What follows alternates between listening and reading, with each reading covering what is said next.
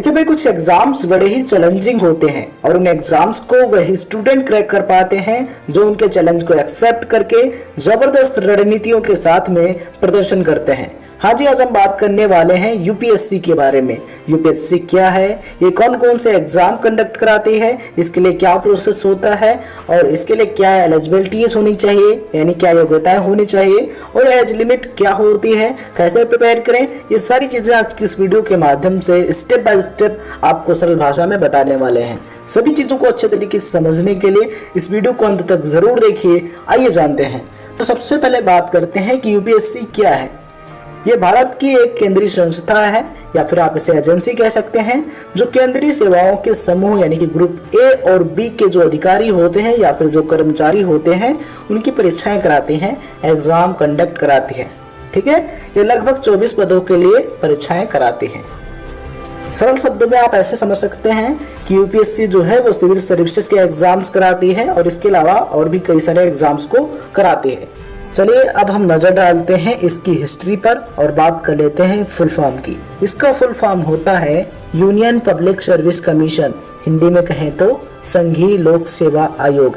इसकी स्थापना हुई अक्टूबर सन 1926 में, तब इसका नाम था लोक सेवा आयोग यानी कि पब्लिक सर्विस कमीशन, जिसे शॉर्टकट में पीएससी बोलते हैं।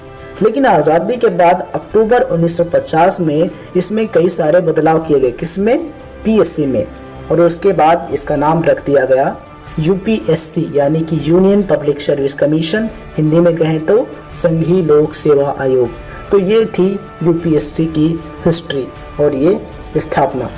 चलिए अब हम बात करते हैं कि यूपीएससी जो है ये कौन कौन से एग्जाम कंडक्ट कराती है।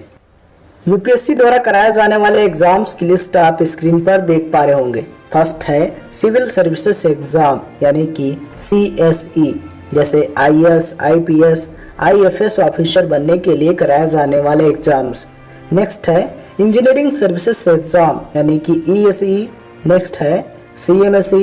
नेक्स्ट है NDA, CDSE, NAA, SCRA, IFS, IES, IFS, इसके अलावा CAPF। इसके अलावा और भी कई सारे एग्जाम्स यूपीएससी कंडक्ट कराती है।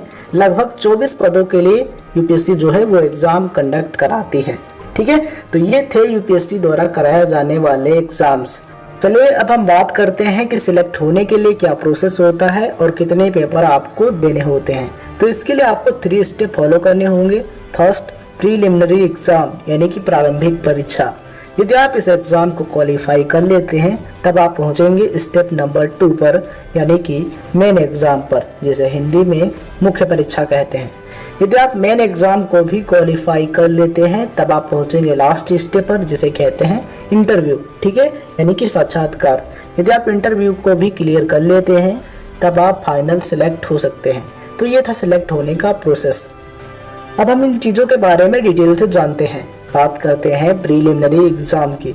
तो इसमें आपको 2 पेपर देने होते हैं और ये दोनों पेपर ऑप्शनल होते हैं, यानी इनमें आपको ऑप्शन दिए जाते हैं। ठीक है, इसमें से पर पेपर 200 मार्क्स का होता है यानी कि 200 अंक का होता है। टोटल मार्क्स आपके कितने हो गए, 400। ठीक है, यानी कि 400 अंक। अब बात करते हैं कि इनको हल करने के लिए कितना टाइम मिलता है। तो कुल टाइम जो है वो है 4 घंटे, यानी एक पेपर को हल करने के लिए आपको 2 घंटे मिलेंगे। ये एग्ज़ाम जो है ये जून के महीने में कराया जाता है और ये इसके जो मार्क्स हैं ये आपकी फाइनल मेरिट में नहीं जुड़ते हैं। ये एग्ज़ाम केवल क्वालिफाइंग होता है, लेकिन ये क्वालिफाई करना वेरी इंपॉर्टेंट है।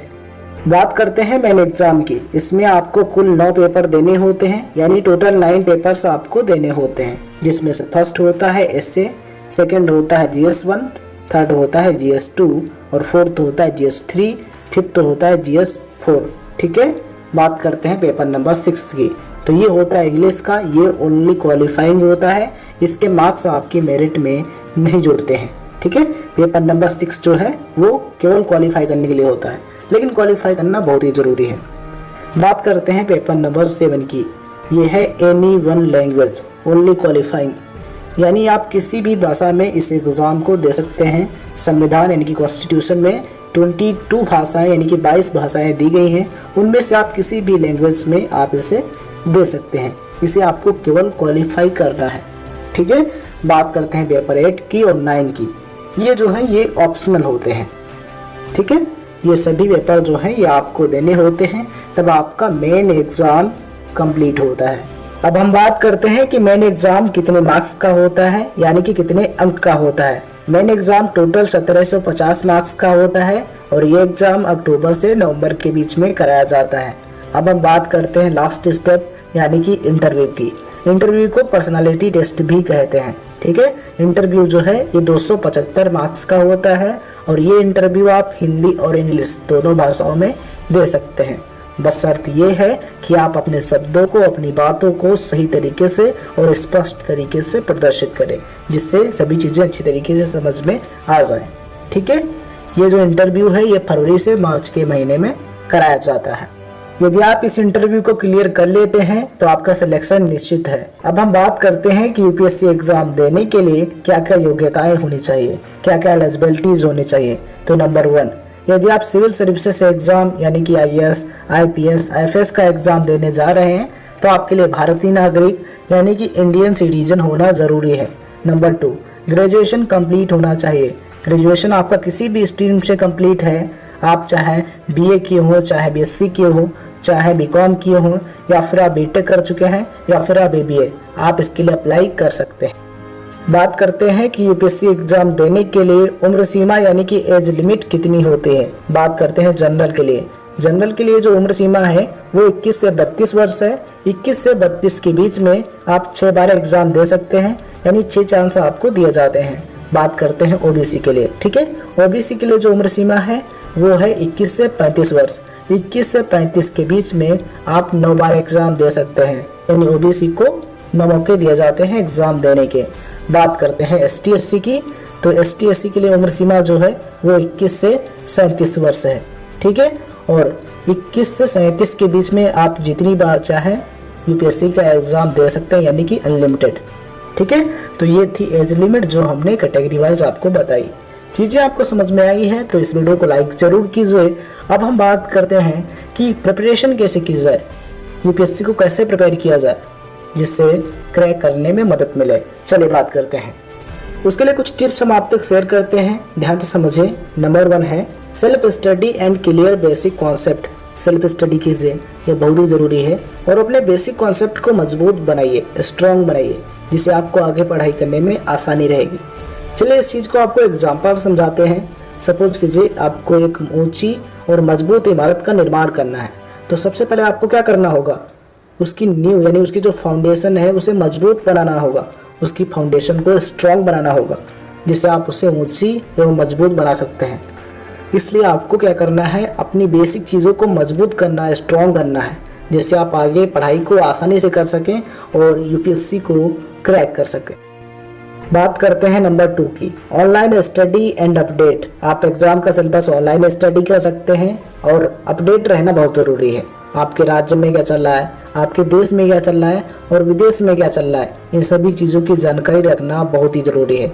इसलिए आप इन सभी चीज़ों से अपडेट रखिए, बहुत सारी इन्फॉर्मेशन कलेक्ट कीजिए और एग्ज़ाम की प्रिपरेशन करते रहिए।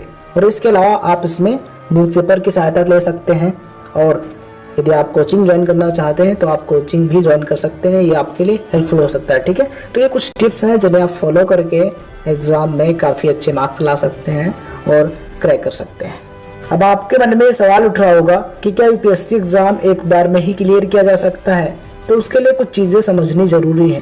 देखिए, हर बार लाखों की संख्या में स्टूडेंट फॉर्म भरते हैं, उसमें से कुछ ही लोगों को सिलेक्ट करना होता है। लगभग 8 से 900 लोगों को सिलेक्ट करना होता है, तो आप समझ सकते हैं कितना कंपटीशन है। इसके लिए आपको काफ़ी ज़्यादा मेहनत करनी होगी, तभी आप इस एग्ज़ाम को क्लियर कर सकते हैं। यदि आपका एग्ज़ाम पहली बार में क्लियर हो जाता है तो अच्छी बात है, और यदि नहीं होता है तो दूसरी बार नए उत्साह, नए रणनीति के साथ एग्ज़ाम दीजिए। फिर भी नहीं होता है तो आप तीसरी बार कोशिश कीजिए, क्योंकि कहते हैं देर लगेगी मगर सही होगा, हमें चाहिए वही होगा, दिन बुरे हैं ज़िंदगी नहीं। इसलिए यदि आपका लक्ष्य है, आपका टारगेट है यूपीएससी एग्ज़ाम क्रैक करना, तो आप कोशिश कीजिए, मेहनत कीजिए, डेफिनेटली आप कर पाएंगे। यदि आपको हमारे द्वारा दी गई जानकारी अच्छी लगी हो, सभी चीज़ें समझ में आई हो, तो इस वीडियो को लाइक कीजिए, अपने दोस्तों तक शेयर कीजिए। यदि आप हमारे चैनल के नए व्यूवर हैं तो चैनल को सब्सक्राइब करके बेल आइकॉन को प्रेस कर दीजिए, जिससे आप तक ऐसे ही most important and informative videos का नोटिफिकेशन पहुंचती रहे। वीडियो कैसा लगा अपना ओपिनियन कमेंट में ज़रूर बताइए। धन्यवाद। जय हिंद, जय भारत।